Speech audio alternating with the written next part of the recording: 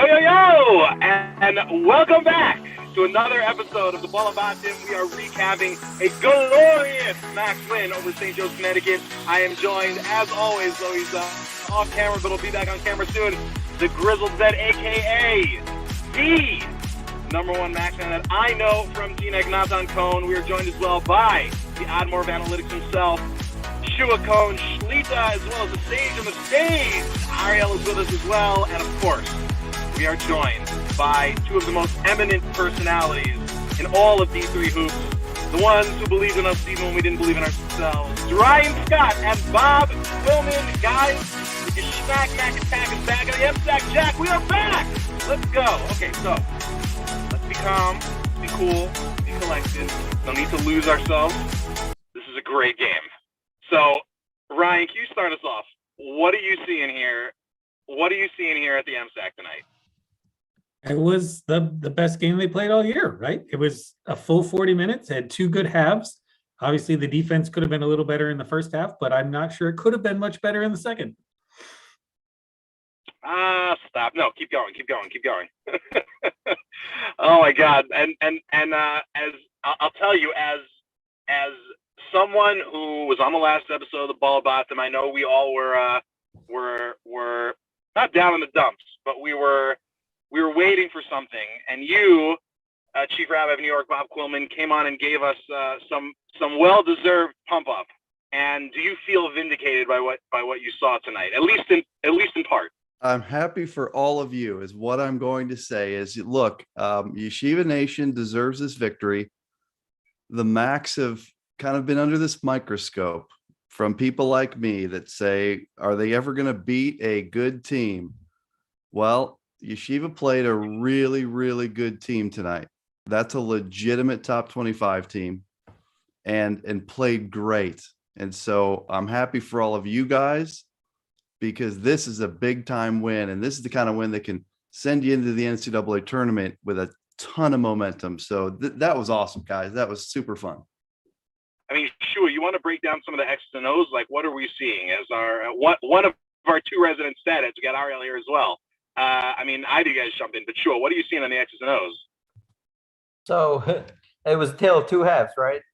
Especially defensively. We had a lot of difficulties stopping their penetration early on. They got a lot of easy buckets out of it. And then we decided to let Jordan take control. And Jordan Armstrong absolutely just erased their entire game in the paint. He had 7 blocks, probably more. Officially on the stat sheet, he had 7 blocks, but absolutely just like they were trading buckets, couldn't get a stop. I think it was 69, 67, something like that. And from that point on, St. Joseph's just couldn't buy a bucket. Jordan just had block after block after block, and we fed off of that. Hey, so that was the big difference. How we doing? I wanna make a little bit of an there. announcement here for there. Max Nation. We He's are joined by the Ball Habatim's absolute spirit animal. It is the legend himself with the game face. It is Jack Terrell. Give it to his baby. Man, I know where he's at. He's at Burgers and Grill, isn't he? Let's go, Max. 2 words, 1 word, 3 syllables. Finally. Finally. We've been seeing what we've been waiting for from this team, right? Finally, we're getting the ball to Gabe in the post where he can score on weaker big men. Finally, we're getting Ryan shots within the offense, not necessarily ISO and up top pick and rolls. And finally, welcome to the Max Jordan Armstrong, the X Factor from Oberlin that we've been waiting for the entire season to show up and play like the 6'5" giant he is. He had his arms up with the big men posting up, blocking shots left and right. And what I like the most is when he caught that ball down low, instead of faking and getting fouled like he'd done all season, he went up for the dunk, got blocked, got bumped, tapped the backboard and one, and hit his free throw. I like what I saw from Max. Bringing this big Adar energy, baby. I love it. Listen. It's too like to bring Adar energy. Someone told me in the crowd it was too early for the Misha Nichnas Adar Dad. Never too early for Simcha, baby. Let's go. Let's do it. Let's do it. So for Ryan and Bob, who are newcomers to all of the ins and outs of the Jewish tradition and the Jewish faith, this is the month Adar when we traditionally celebrate the holiday of Purim. We read the book of Esther, and there's a saying in the Jewish tradition that when the month of Adar begins, that's when celebration begins. And let me tell you, baby, this is a moment worthy of not full. We still got a long way to go. We still got work to do, but definitely a little bit of celebration. And the only thing I wish is that Jack turned it up a little bit more. I need a little bit more. I like the energy that Jack's bringing. Jack is fired up. I got thrown out of Burgers and Grill if I bring an inch more. Jack, have you ever seen Ryan that fired up? Say that again. Have you ever seen Ryan that fired up?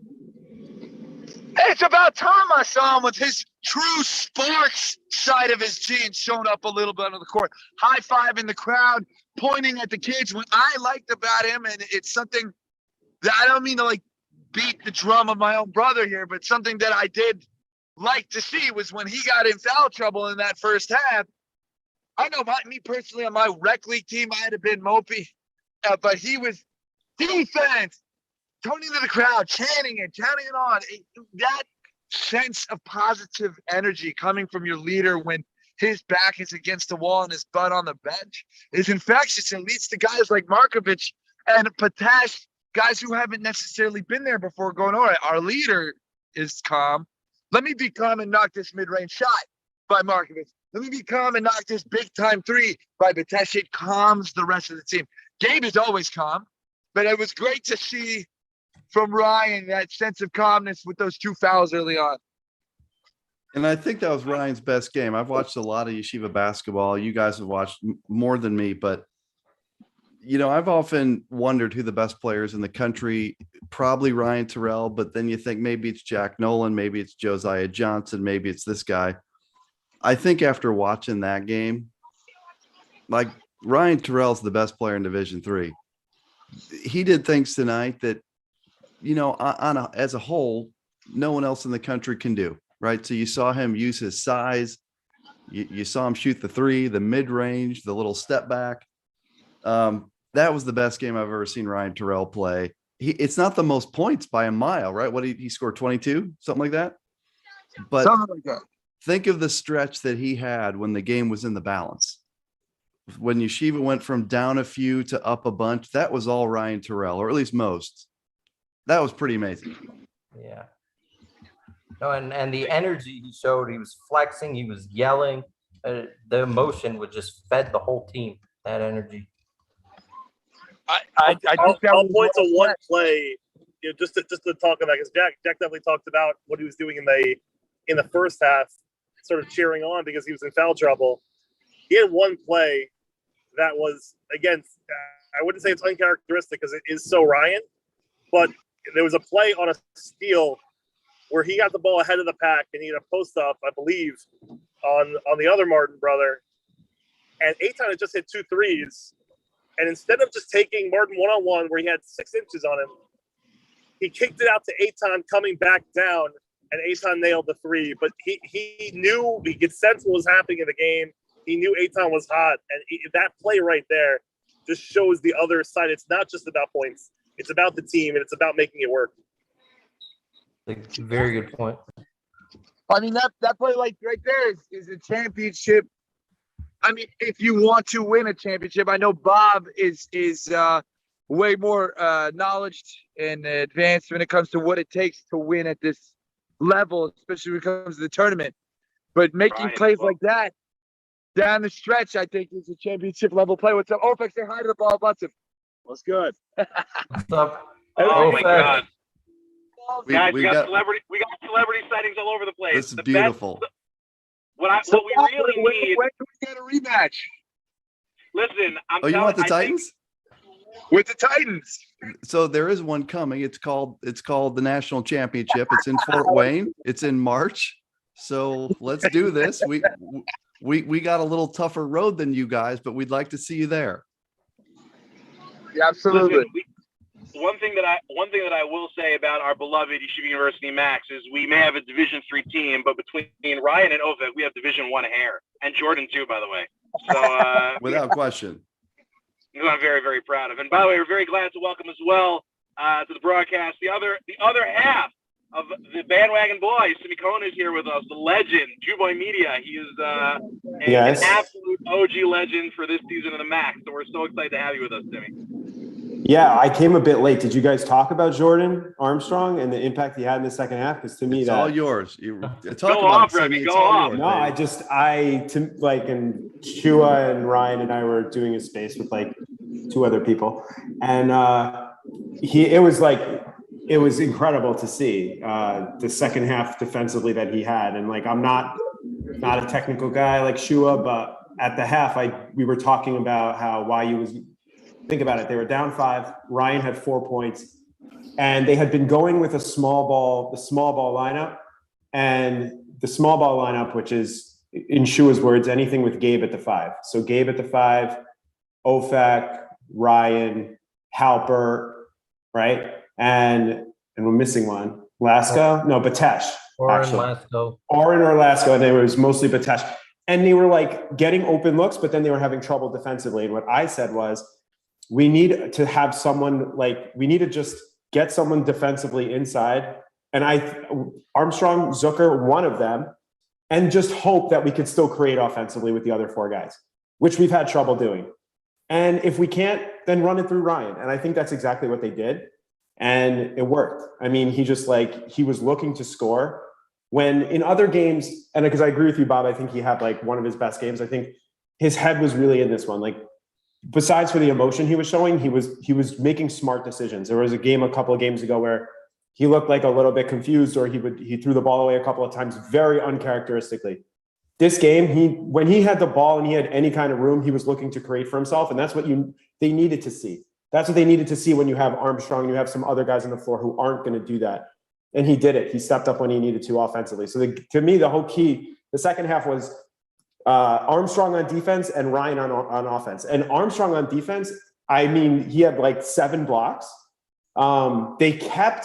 It's like, it was like the definition of insanity. Like, they kept trying to do the same thing, like drive and then kick it down low. And like, they didn't take any like real jump shots like down the stretch. They were just, St. Joe's I'm talking about. They were just trying to dump it in and go at Jordan, but he was ready for it every single time. So he was like the key to the game for me. It was amazing to see that level of defense. If he does that defensively, doesn't matter what else he does in the game. Like, that's huge to have that presence. And sometimes I've been waiting to see that because he's got that body. He's got that, like, they need that. They need someone who could stand in and be physical against big offensive players on the other team. And he did that tonight. So, I mean, yeah, and he finally stayed disciplined defensively, right? A lot of the times, one of the reasons he got pulled early in the Wesleyan game and others, and he'd been going down.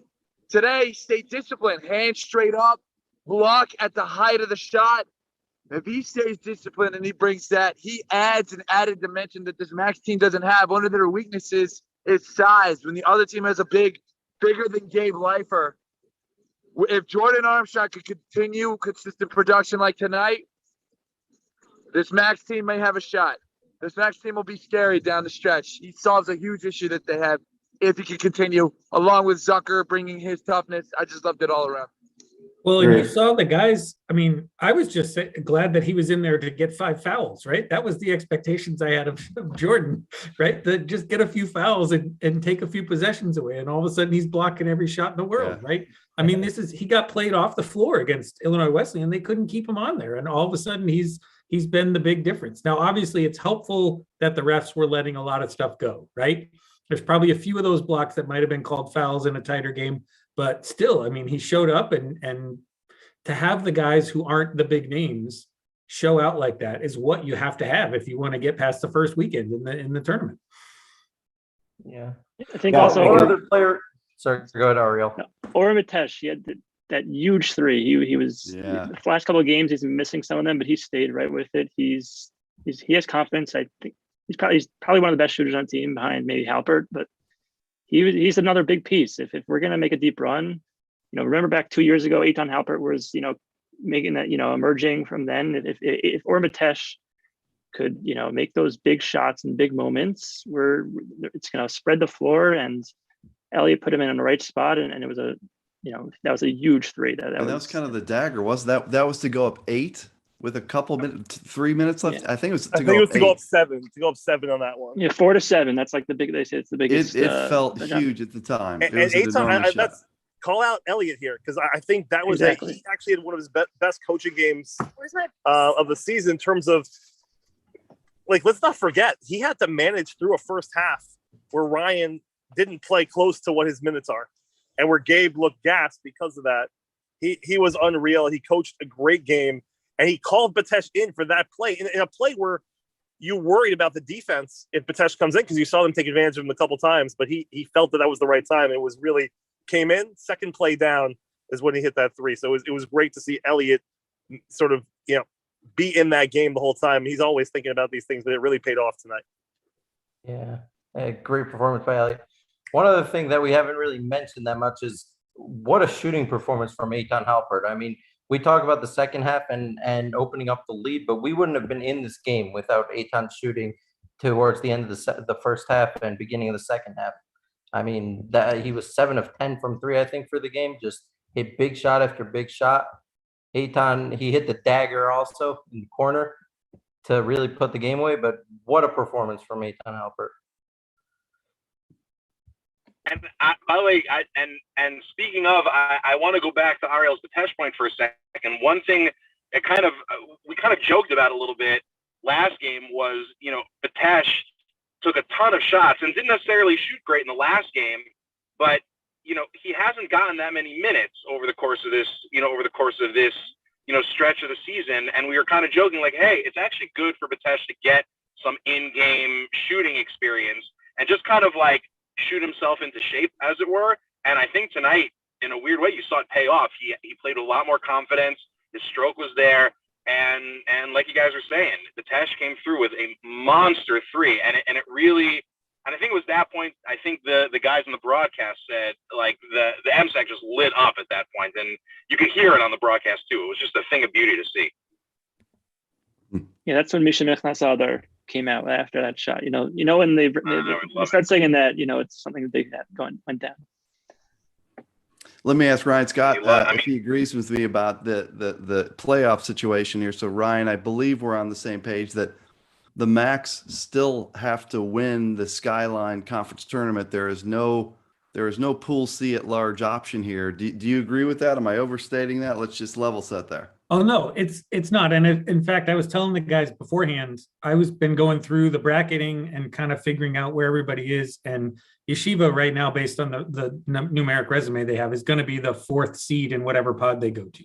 So They're going to get the host. They're going to get one of those 16 teams that got announced tonight in the first round. And so they're going to have to be ready to play in a hostile environment against a very good team right away. So, but basically that team would probably be at the level, similar to a St. Joe, right? I mean, it could be a team up the chart, but it would be a team of that caliber. So Yeshiva has to win the Skyline to get in.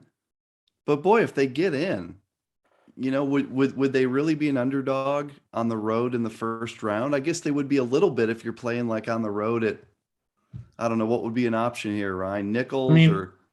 It depends on where the committee wants to send them. I mean, it could be Marietta or Randolph-Macon. That's true. We don't really know.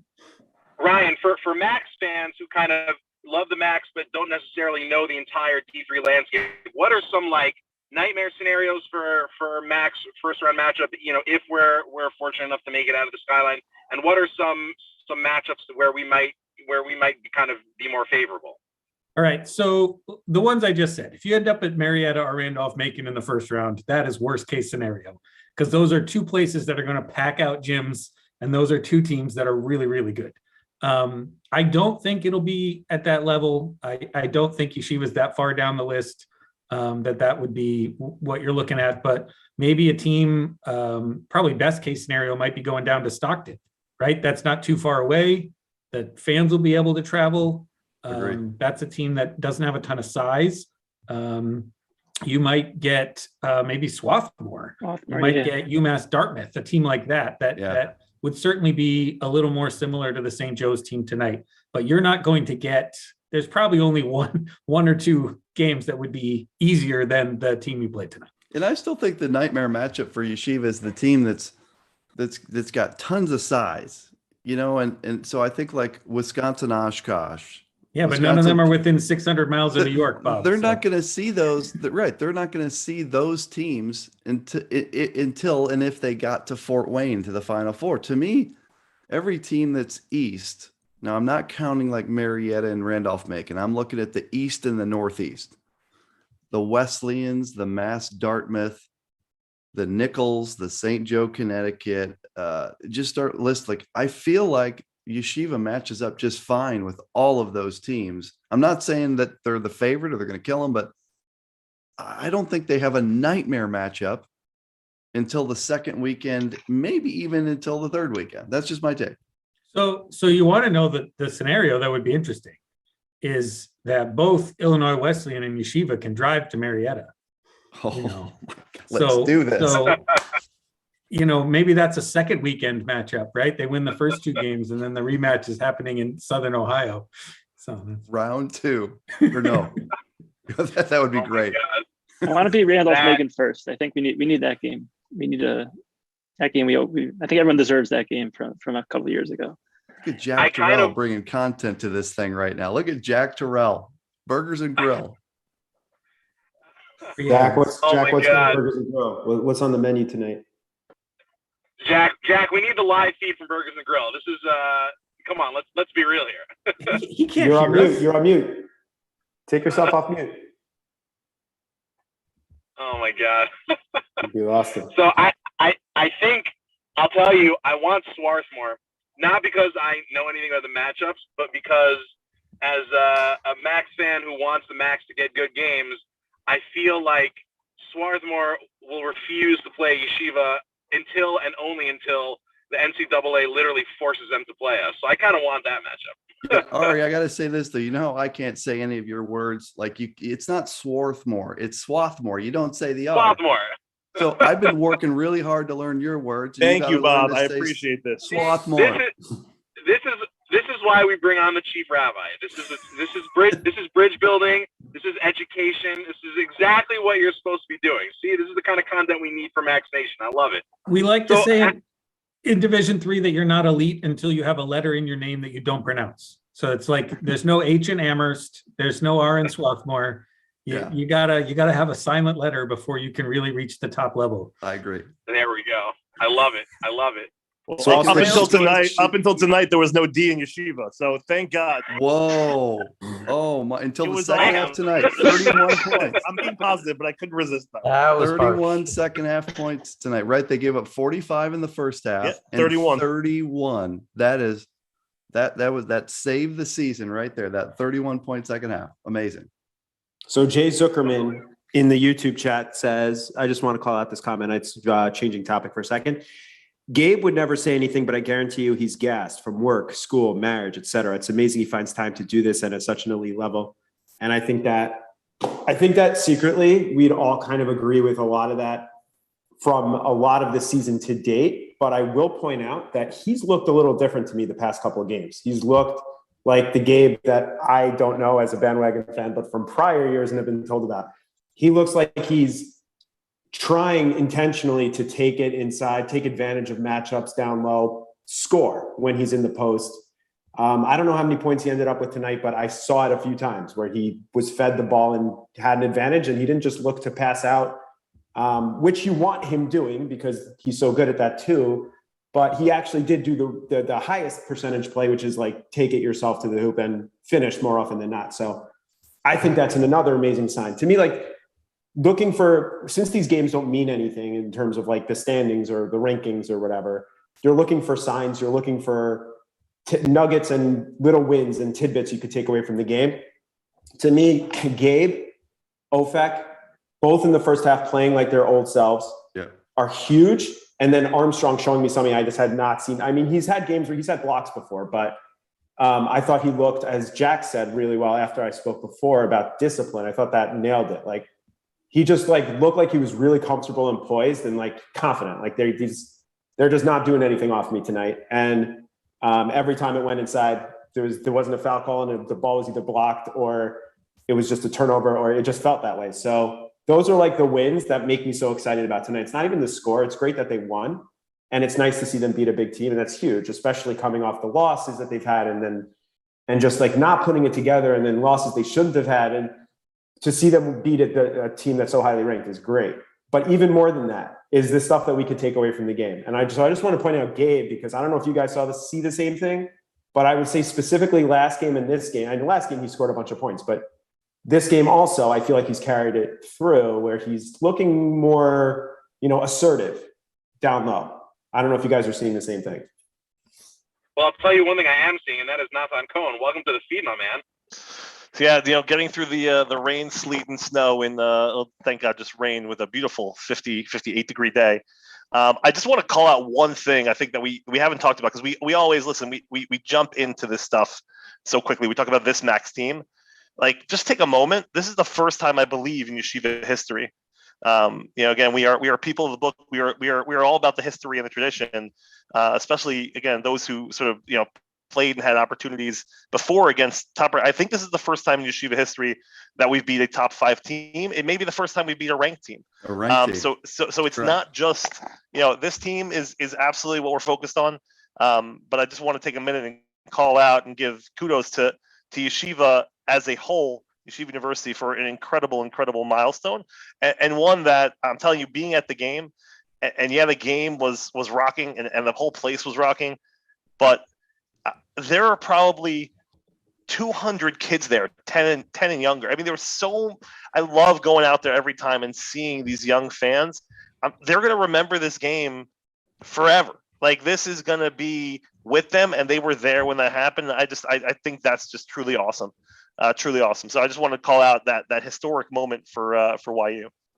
Yeah, I think there's certain milestones in a program when you're building a program, and the first time you beat a ranked team, and this was it. So they said that on the broadcast, the first ever Yeshiva win over a ranked team. That's a big deal. And if you think about where the program was when Elliot took it over, and he's told the story a few times that he talked about this kind of vision of what he was building, and they laughed at him, literally laughed at him in the interview. You guys have all heard that more than I have, but to get a win like this, I mean, that's a lot of work. Think of all the work it took to recruit these guys, to build this thing up, and that shouldn't be lost on any Yeshiva fan tonight. That's something you got to celebrate. Thank you, St. Joe's. I mean, listen, this game wasn't on the schedule. Right at the start of the year, right? This was the replacement game for Williams in that non-conference schedule that we were all wishing they got to get right back on the horse after the Illinois Wesleyan game. So thank you to St. Joe's for taking that game, for putting us on the schedule, and knowing that it was good for them too at that time. I'm not sure if they came into this game, if it meant as much to them, even in their strength of schedule and rankings after some of the things that had taken place. This is a big game for them. This they didn't need to do this. Like, they could have played. They could have filled their opening with someone weaker and played a home game. So what St. Joe did in coming to New York and playing they lost a lot tonight. If you look at their resume, they were already ranked, Ryan, today in that top 16 thing. Were they like 13, I think. 13 or 14, yeah. 13, 14. I mean, it legitimately could have cost them a chance to host the first round. This hurt them, and they didn't need to do this, but they did. And I respect any program that goes and plays good teams like this, like Yeshiva is trying to do, like St. Joe did. That's awesome. Well, and they're really grateful too, because I know I talked to Glenn, the coach. They called everybody on the Eastern Seaboard to try and fill this slot, and Yeshiva was the team that was willing to play it. And they're grateful too.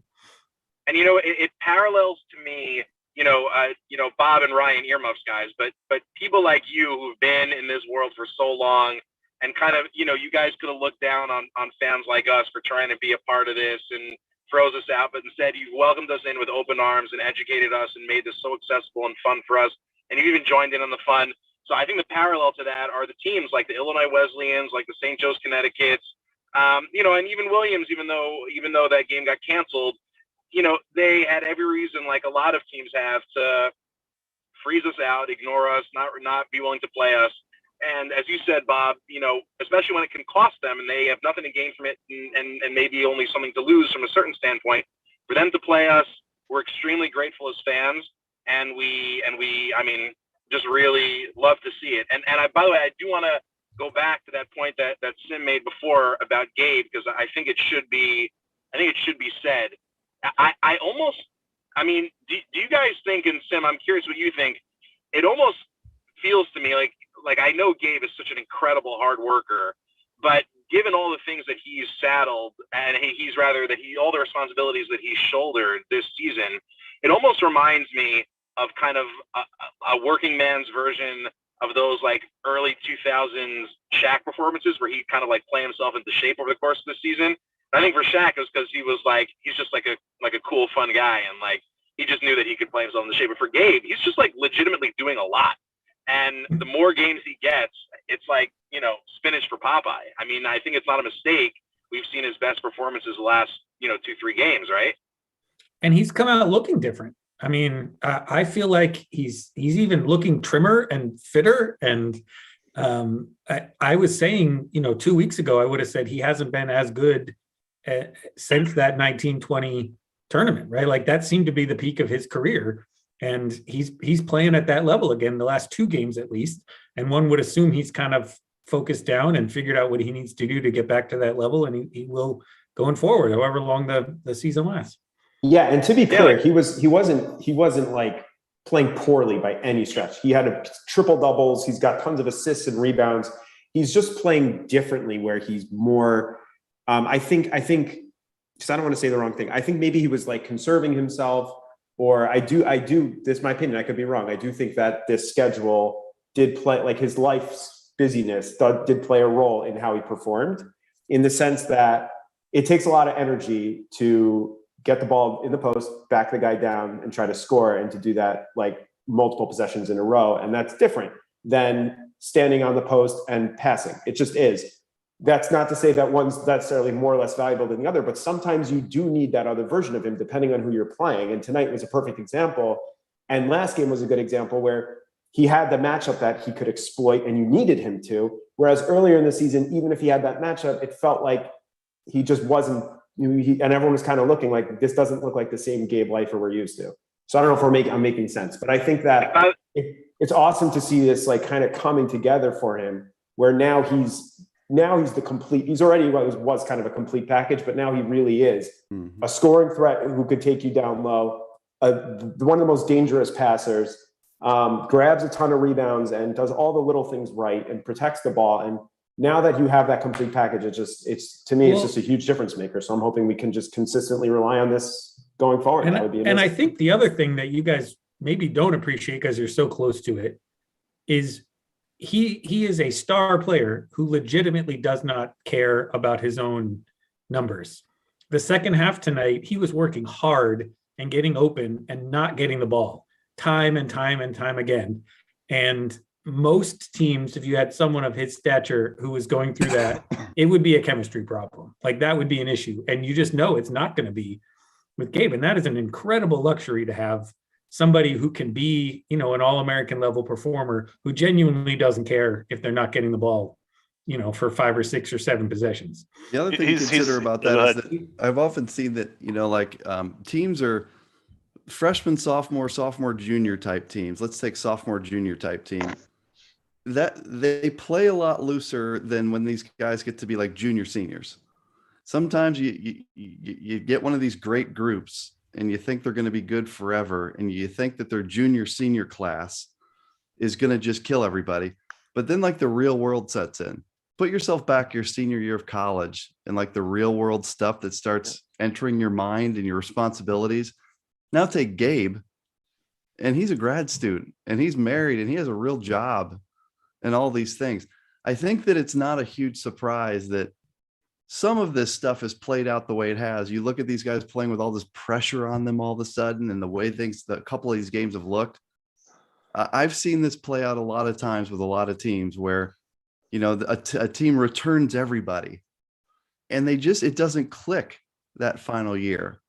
And so if they've started to figure it out here late, that's really big going into the Skyline tournament, hopefully the NCAA tournament. Especially because they're a team that's been playing well. I know we have some questions that we'll get to, but they're a team that had been playing really well, right, on a streak coming into the season. They added 2 guys, right, that were basically in a 6-man rotation. One starter in Jordan, right, and another 6-man in Lasco. So they added 2 guys to the team, and they had to figure out their way through. And I still think they're somewhat figuring out their way through. I think the question that Ari's going to share with us now, I can't see it where I am, but there's something to be said. I want to come back to the point on roles. That's actually a perfect transition, Nathan, because I want to shout to our man Samuel Rosenblatt out in the questions. His question is, should Lasco be spending more time on the bench, or what's the ideal role for Lasco in our opinion? So, Nathan, what do you think about that? I'm curious. Listen, I think there's a couple things, but this game not included, right? I think, listen, he took a shot to the nose. I think, and they believe he broke his nose. They were actually looking for a doctor at halftime to see if they could reset his nose. You had to switch jerseys in order to come back to the game. Again, I haven't seen that in a live game in actually quite a while. And a crowd of Orthodox Jews. They exactly. I was like, listen, throw a rock, you're going to hit a lawyer or a doctor. So, come on. Exactly. Just make an announcement and you'll make it happen. But the one thing here, which is the first time, we talk about the 40 minutes of playing for the first time in the season. We talked about a lot of these things. This was the first game, I think, where the players themselves, and I do think they played a lot looser, I really do, but they were playing their roles. Even when a D came in, spelled for 2 minutes, he had a shot from the corner, didn't take the 3, actually came in, right, knowing he's not shooting well from 3, and took the nice shot from the side, played some good defense, spelled Ryan for a little bit in foul trouble. Everyone was playing their roles. Jordan didn't try to do too much with the ball when he got on offense. That's what gets into trouble. The turnovers, right, that lead to it. The defense leads to transition. Everyone was really playing their role really well and being put in those spots to play their role. So the question of should Lasco this or that? Lasco is an incredible on-ball defender. That we need in the game. When he doesn't feel, and we said this last game, right, where we say, I think, Adi's been playing poorly, but we're unfairly criticizing him because he comes in with a lineup where he almost has to be an offense because he's coming with 3 subs at a time. If he's on the court with Matan and Jordan at the same time, what are those expectations? Tonight you saw him come in, Gabe, Halpert, Ofek, those were the guys that were still on the court. So there was offense. He didn't have to do too much. And the same thing when you talk about Lasco, when he was on the court, he wasn't looking to over penetrate or shoot threes in ways that sometimes he has to when he's coming in with a D, with Jordan, with Matan. I really think the lineup was really rotated in well. It wasn't that hockey change that we sometimes see. Maybe some due to Ryan's foul trouble, but it really played out well. The best role playing lineup I've ever seen so far this season. It was really, really, really good to watch. And actually, I want to hit one more of the questions from the chat. Shouts to Ellie Burnett. Shua, and I think Shua, you're the perfect guy to answer this because it gets to the question of rotations and starting lineups. Did Jordan play himself back into the starting 5 tonight? It's hard to say, but so Jordan has, we've discussed this a lot. Jordan has some of these games where he's just dominant. He protects him. We saw it in the Sarah Lawrence game where he's just all over the place getting bucks. And then there are some games, and it's hard to really put the finger on what exactly the differences are, but some games like the IWU game, the Farmingdale State game, where he's just unplayable. And so it's hard to say that this one performance played him back into as a starter. It was a particularly good matchup for him. In terms I think of that's the key issue, right? Like this was the game for him. Yeah, I mean, they because they're a team that pounds it inside, but they're not that big. They're not physically dominant. St. Joseph. So Jordan was able to make his mark by being athletic and long and making those plays. But when you see him facing bigger, stronger guys like a Laritz or some of the Sanat on Farmingdale, that takes him completely out of the game, and he's not able to be that free safety roaming the paint to clean up shots. And I wonder, just watching, if he's not one of those guys who just works better without the kind of pressure that comes with being in the starting lineup, right? If he's able to come in and all they're expecting out of him is play some defense, keep the guys from getting to the rip. Like I said tonight, I only wanted 5 fouls out of him, right? That's what I wanted. And if he comes in with that expectation, I think he plays a lot freer and he's able to do a lot more. But when you're in the starting lineup, there's a lot of pressure on you to perform a certain way.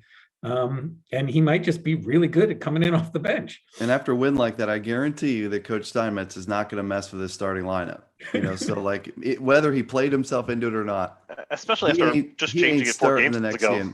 I just don't. I think with that win, you say that this is my starting lineup, that is my bench, that is my rotation. I'm going to roll with that because there's no time left. You got one final regular season game Saturday, and then you're in the Skyline tournament where if you lose, you go home. Your season's over, so you can't mess with things at this point.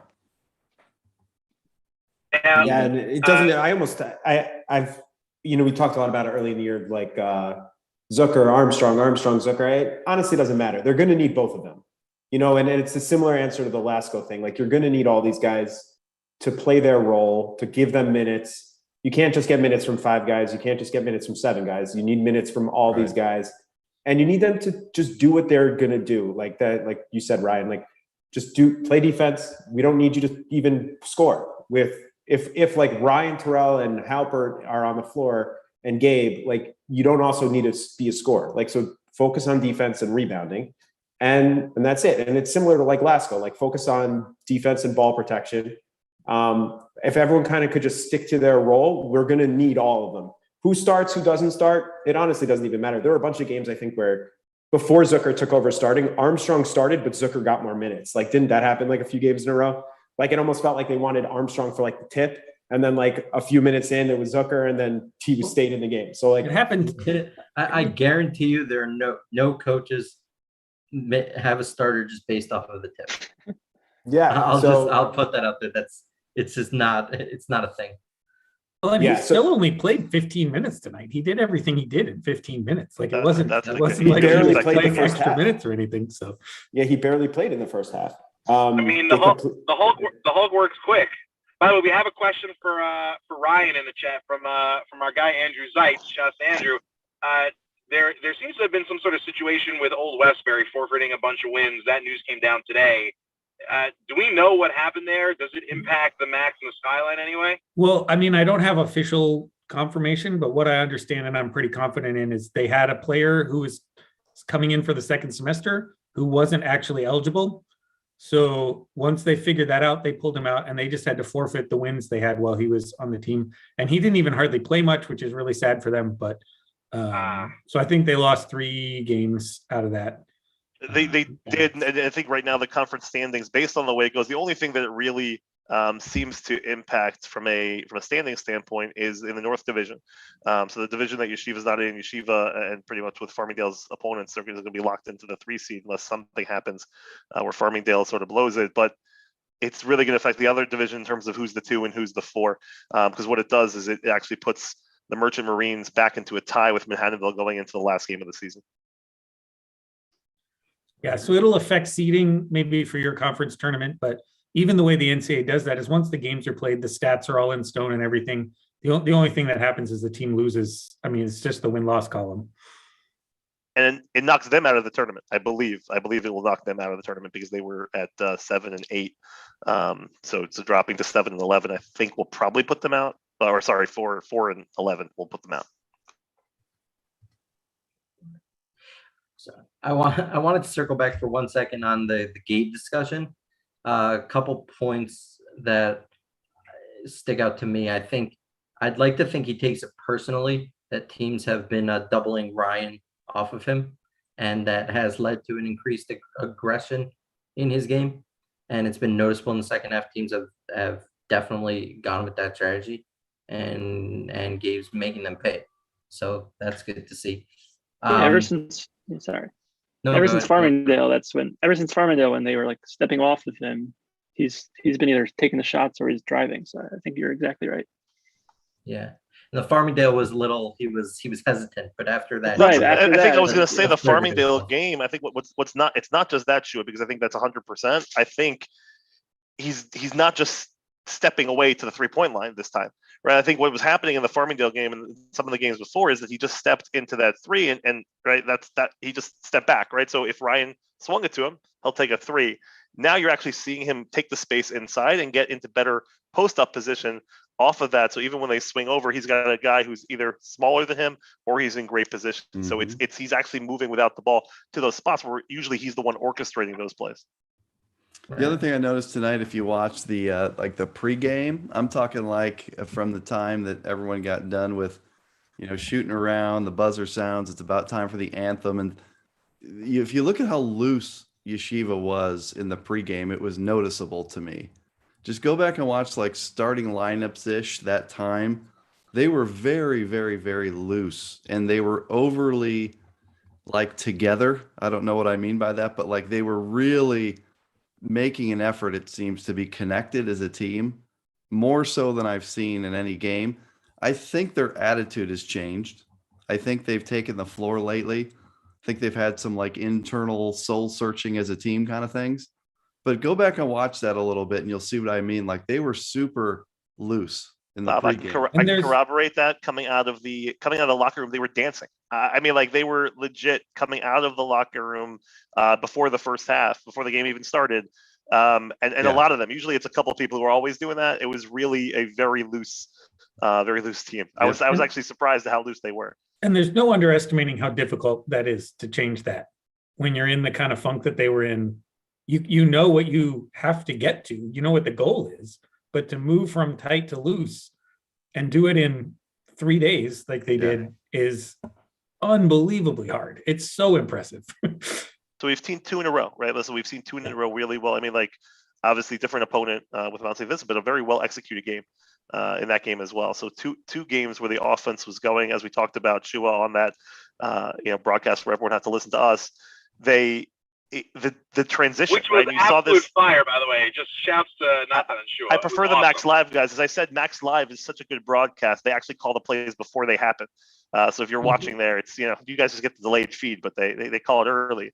But what we saw and what we're seeing this game too is that commitment to defense is what allows them to get over the hump in the scoring. Right, like they need their 15 to 20 points of transition somewhere in that game. Without the defense that they've been playing the last couple games, the transition hasn't been there, and they've just been dropping to that 70-point average, which is all the half-court offense. So that defense that we saw tonight, and especially obviously the blocks that enable the runouts, really seeing that transition offense back for the last 2 games has been a sight to see. So as we look ahead now, so we're hopefully seeing this YU team really kind of get itself some momentum. Hopefully, going into the NCAA tournament. Before that, we have the Skyline coming up, and we cannot look past those games because, as Ryan and Bob and others have said, if we don't win the Skyline, then the odds of us getting an at-large bid are very low, so maybe non-existent. So as we look ahead to the Skyline, who are the teams we're looking out for? What do we have to do to take care of business here? I mean, Ariel, what are you thinking? I think the first game right now is Sarah Lawrence. Correct me if I'm wrong. I think they're the 7th seed. They're the 6 seed because we're the 3 seed, and we just played them 2 weeks ago. They're a team that turns the ball over a lot. And if you remember that game, we would just rip the ball from them, and if we do that against them and continue that, you were just like very aggressive against them. I think that's a team that you could kind of do that. I think Ethan Lasco had a really good game that game. So that's what we have to do with that game. And after that, we'll see what happens on Shabbos. I think in Haddonville and Merchant Arena are playing a big game for the 2 and 4 seed. So depending on what happens with that game, that's a very likely the loser of that game, or the winner of that game is a good chance we're going to play that team. And they're both really very solid teams who could, if we're having an off night, they're playing well. They could definitely beat us. They're very solid teams. I feel like the obvious answer is Farmingdale State. It seems to me like it runs through. That's the one team that to me could legitimately beat Yeshiva. Now, look, I know going on the road's always tough, but I feel like Farmingdale State has some tough kids that play tough, and they're physical, and they take tough shots. They make tough shots. I think that. I mean, obviously, because they're tied with Yeshiva at the top. I believe they're tied in the standings, right? And that's the obvious answer, but I believe that big man, Sanat. He is fantastic. Yeah, they're good. Horowitz. Oh, and Shame that he was Santos on the breaking us The down. one that got away from Yeshiva. yeah. Oh yeah, he's good. You guys should have had him. He's good. I think Ryan Allen Scott said that on Twitter right after the game. Right. So I think the other thing to look out for from the Skyline standpoint, and I think we see it all the time. And I think Bob, you mentioned this potentially when we talked about sort of the Champions League, right? Sometimes you just come in on a hot streak, right? Sometimes it's unranked teams that can come in playing well. So right now, the thing about Farmingdale State is not just that they play Yeshiva well, that they coach. It seems like they play and game plan for them better than almost any other team. They're also riding, a 9-game winning streak that will likely be a 10-game winning streak coming into the tournament. So, if we end up seeing them in the finals, they may be on a 12-game winning streak going into that game. They'll feel pretty good. Haddonville is on an 8-game streak. So if they can take the Merchant Marines and get the number 2 seed, we'll see them on a 10-game streak. So you're gonna have some teams who are actually playing pretty well and riding some highs, and that's always dangerous come tournament time. They're playing their best ball at the right time, and that's where we have to be as well. Farmingdale is on Hoopsville tonight, so I have to give a shout out to Dave. So if you want to check that out, always good to see Skyline on Hoopsville. So. And listen, hopefully one of those teams coming in with the right momentum at the right time is our beloved Yeshiva University Maccabees. I mean, so listen, as we're thinking about a great win tonight, we're really excited. Are there any players who we want to see something moving forward out of them that can feed off of tonight? I mean, Batesh is an obvious one. What about a D. Markovich? I mean, I thought a D. Markovich had a solid game tonight as well. Where are we on a D? I think he's got a role on the team. I really do. One thing I remember, not that this matters, but when I was there at Yeshiva practice on the 29th or whatever, there was 2 guys left in the gym for a half hour after the practice ended, and it was Ryan Terrell and a D. Those 2 just shooting. I mean, they must have shot 200 shots while I was just sitting there waiting for Illinois Wesleyan to come into practice. I think that kid's a worker.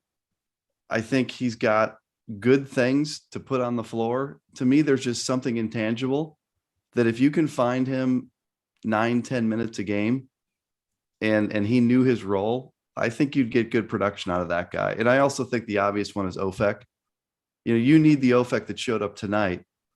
He was really aggressive. He didn't score a ton. I don't know if he had 8 or 10 or whatever, but he looked great. Like, he played hard and he attacked. If he plays like he did, he also rebounded the ball tonight, by the way. Like, he got down there and rebounded, which the team really rebounded well. Oh, yeah. Box out. How many box out theory. The box out theory lives. No, I think it does. St. Joseph's, Connecticut, one of the best offensive rebounding teams in D3. They pulled down 35% of their own misses, and we held them to 5 offensive rebounds on 34 misses. So everybody was crashing. I think Batesh got a couple boards. I mean, everybody was really crashing down. It was really a team effort to get there. I think one of the things, like, if I can take another highlight from tonight, that would be great to see moving forward. We saw a little bit last game, but really saw tonight and was surprised, right? You looked up in crunch time in the second half, and who was guarding JC Martin one-on-one? Eitan Halper. Eitan Halper was playing one-on-one defense, and we talked about this before. We've seen him when he had to play for minutes. When Simcha was on the team, his brother was on the team, and he had to play for minutes, we saw him play solid on-ball defense.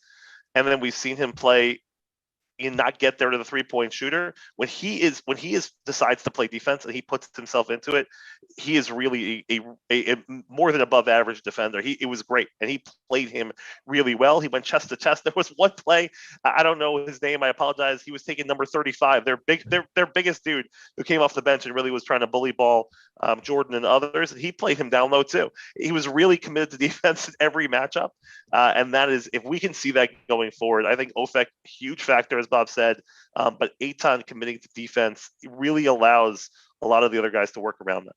Well, even speaking of that, they took Bob's advice, and I saw some 2-3 zone in there for a little while, and they actually looked good. Like, that's not an easy thing to just pick up and play. I mean, they must have been working on it before this week. And I think given the personnel they have, that's a really good defense for them. And if they It can is. switch that in and out, I mean, that's a really good change of pace. And I think it plays to the strengths, almost honestly, of some of the perimeter guys better than the than the man-to-man. So I think they should mix in zone Absolutely. for 7 or 8 minutes a game just as a mix up, because think of what Yeshiva has going for it.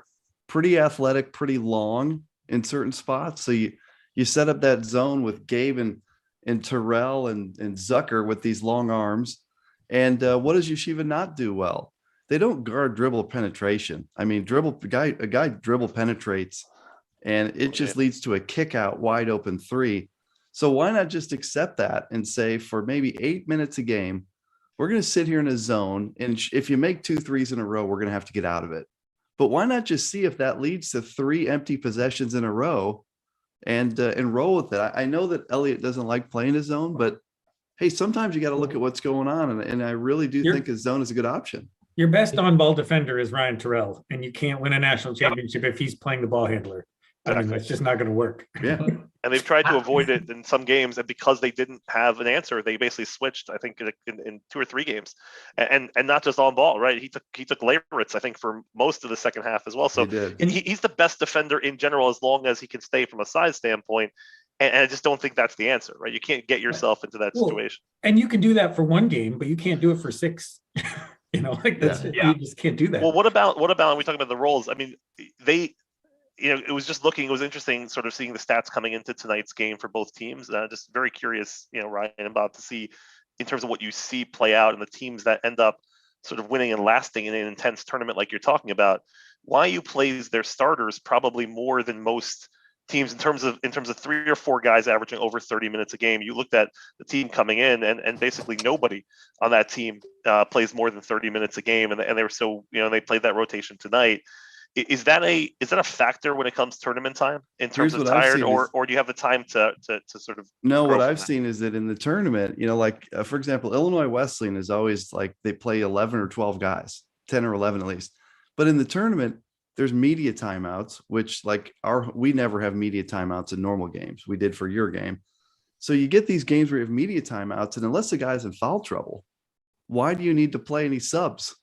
That's one thing in the Illinois Wesleyan Yeshiva game. Ron Rose ended up saying, those media timeouts ended up being really good for us because I could play my guys much more than I usually do. So what I think is a team that's got a shorter rotation actually does just fine in the tournament. You tend to think, teams with depth. I think depth gets you there. But when you get into like the tournament, if everyone's got media timeouts and things, I think you're okay if you're like 7 deep. I think you could be 7 deep and be fine. And they shorten the rotations down, like St. Thomas won their last title with 7 guys. I don't think they had an 8th guy who played a minute unless they were up 30 at the end of the game, right? Like Oshkosh probably won't play more than 7 guys. Right. Randolph-Macon is not going to go that deep, and with Macon, I mean, Buzz Anthony's not coming off the floor unless they're up 30 with 5 minutes to go, that's just not going to happen. And so it's more just as long as you've gotten them here. Like we're concerned about the minutes those guys were playing in December, but once it comes to February and March, no, leave them on the floor as long as they can do it. That's awesome. It's good to hear. Then we're set up well. You guys are fine rotation wise. Tons. If you guys can get in, if you can just get it done in the next week or so, week and a half, week and a few days, I think you got a good chance to do some damage here. Your rotation's fine. You get the best player in the country. You'd have a lot of momentum and mojo and good vibes and stuff. Like, I think if you can get in, look out. So we're gonna close it. We're gonna close it down soon. Ari's gonna do that. Go ahead. Couple things. One, Bob, we're keeping the zone in our toolkit to bring it out in the tournament when they're least expecting it. Yeah, and we'll bring it up press in the championship game. Hopefully, I really want them to have one game where they have totally scripted plays and just pull that out when the team scouted them for their motion, the read, react, and just pull out a game with a totally scripted sets and getting guys to spots and pick and roll. I don't know if it looks like that backdoor cut from tonight. I don't know if that's what we want to. So with having you guys on, I just wanted to ask, just to take advantage, because our audience, like we said, right, like we talk about Max all the time. A number of us actually watched the other games. I mean, like I got my kids involved watching the Hope Calvin game the other night, which was sensational. Cool. I loved watching that game. And by the way, I don't know if they have media timeouts all the time or if it's just the rivalry, but that gym is unreal. But we wanted to get your guys' opinions, just to give to our fan base that's here. What conference tournaments will you be sort of paying extra special attention to next week, just to sort of set up as people go and explore D3, because there are going to be some amazing games coming on the schedule next week. For me, the one that's always nuts. So the best conference is the WIAC, and that's the conference with Oshkosh and Platteville and La Crosse. That tournament is always nuts. So if you look at like when Oshkosh won the national championship, the last time there was one, they were not the Pool A team. They were a Pool C team. That conference traditionally has teams come to the Final Four that didn't win the conference tournament. So what you see in that league is crazy things happen in the tournament. Crazy thing, like upsets. That's probably the number one for me. You know, obviously being a CCIW Illinois Wesleyan guy, that's usually a really great tournament, because when you get to the CCIW tournament, you'll have 3 ranked teams in there. You know, you'll have Illinois Wesleyan, Elmhurst, Wheaton, and whoever the 4th team is will be really good too, that gets to that next weekend. Those are the easy 2. Ryan, you follow these things. What are the ones that you're looking at? If you really want excitement, the OAC, I don't think they've had their 1 seed win the tournament in like a decade. Like, I think their 4 seed hosted one year the final, because that was the highest seed left. Like the OAC, they just crush each other. Now this year, I don't expect Marietta to lose, but some of the other games might be really interesting. The ODAC is the other one, because they let 12, 14 teams into that tournament. And so if you're coming from a low seed, you may end up playing 5 games in 6 days. It's like one of those, like in D1, you see the old Big East UConn, right? Big East, yeah. Connecticut had to win five in a row to get in. Like that's totally happens in the ODAC, where somebody will get on a run and it might be like the 9 seed who ends up in a semifinal, and that's a really exciting one. And they do it. Who are the teams in that conference? Who are the teams in that conference, for those who are not as familiar? So that's like Guilford and Roanoke and Lynchburg and Virginia Wesleyan and Randolph-Macon, and any of those teams I just named could win. I mean, they're all tournament worthy, you know, teams, and they'll all be in there next week. And I think they're playing at Salem, where the Final Four was for a long time. They do their conference tournament at least the last couple of rounds there. So it's a big event and tons of people show up. They probably get more attendance than the Final Four did for their conference tournament there. So it's a really the most fun games, and overall look for these every, like when you get into next weekend, Friday, Saturday, Sunday, look for the games where a team that has no chance to get in large bid is playing a team that's a lock in a conference championship game. Those are the fun ones, because those are intense. And there's all kinds of these upsets where a team that's like the 5th seed, 4th seed in the conference beats the number 1 seed, sends the number 1 seed to the at-large table. And those are the games that are the most fun. So you got to kind of look for those day by day on Saturday and Sunday of next weekend. And that's fantastic stuff. Yeah, I think that happened with WPI and Coast Guard. And when we ended up playing WPI in the first round, they were up like 20 at the half against Coast Guard, and then somehow blew it. You know, the things we love, but going into the D1 tournament, and I wanted to see if there was anybody on the West Coast, because I love going from game to game to game. And then like I always end up watching the Big West tournament because it starts at like midnight. So it's like on that last weekend you're watching those. Is there any on the West Coast? Is there anything to look at? I mean, I know some of those games are later. I loved watching Pomona Pitzer last 2 years ago. Yeah, you've got the league with Pomona Pitzer and Claremont Mud Scripps, Cal Lutheran, so the SCIAC, and then the Northwest Conference, which is like Whitworth, Pacific Lutheran, Linfield. So those 2 leagues are great. You will have great games, kind of like winner take all type of conference tournament games. There could be some pool C's that come out of there, but you can watch those games late at night, and they're awesome. To plug, we got them, at least the men's up, and the women should be up soon on d3hoops.com. We have what's called the conference tourney tracker. So it has every conference tournament on one page, and we import all the schedules. So you can see all the games, who's playing, what times, and all the links and everything are on one page. So you can see the progress and everything. It's a really great way to figure out who's playing when and which games you want to watch.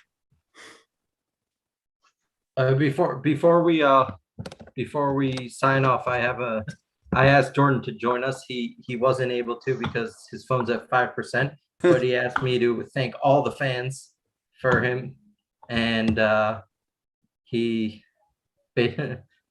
the message from Jordan. That's really cool. And I'm gonna jump off here, guys, because I got to roll. But I just wanted to say kudos.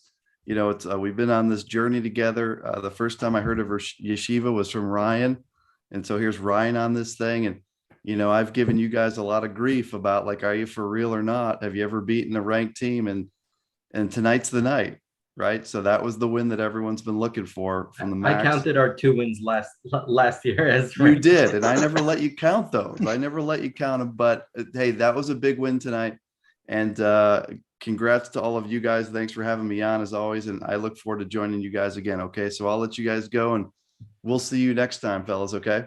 And I think this is so much, Bob. Appreciate you guys. Thank you. Thank you so much to Bob Coleman for coming on. Thank you so much to Ryan Scott for coming on. Extra special thanks to the mighty Mayor was on the ones and twos engineering us to the moon.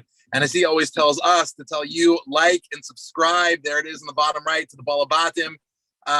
We're recapping all the games. We're having a ton of fun. We're bringing on all the celebrities, Ryan, Bob, and the whole gang. Thanks as well to Jack Terrell for an understated performance as usual on the Ball Habatim. That was unbelievable. So excited to have him. Sublime always. Oh my God, he's like our spirit animal. He's just like that he came on. Thanks to all of you for watching. And we can't. When's the next one coming up, fellas? Saturday night Joseph. is senior night. Joseph. Senior night where we're probably saying goodbye to Ryan and a lot of guys. We're saying goodbye to Gabe, I think, again, but we're saying goodbye to a lot of these guys. You know, it's unreal. I mean, there's a lot of seniors on this team, and it's going to be a special night against St. Joe's Brooklyn, I believe, this Saturday night, and then the tournament starts on Tuesday. Listen, everyone except for the Max, eat extra chalent this Shabbos. Stock up, have a good time, and let's have a total blast in the tournament going forward, and let's make our way into the dance. Love it, fellas. Sure. Awesome. Thanks for spending the time with us. Yeah. Have a wonderful night, guys. Go Max. Go roll, Max. Max, roll. Roll, Max, roll. Max, roll.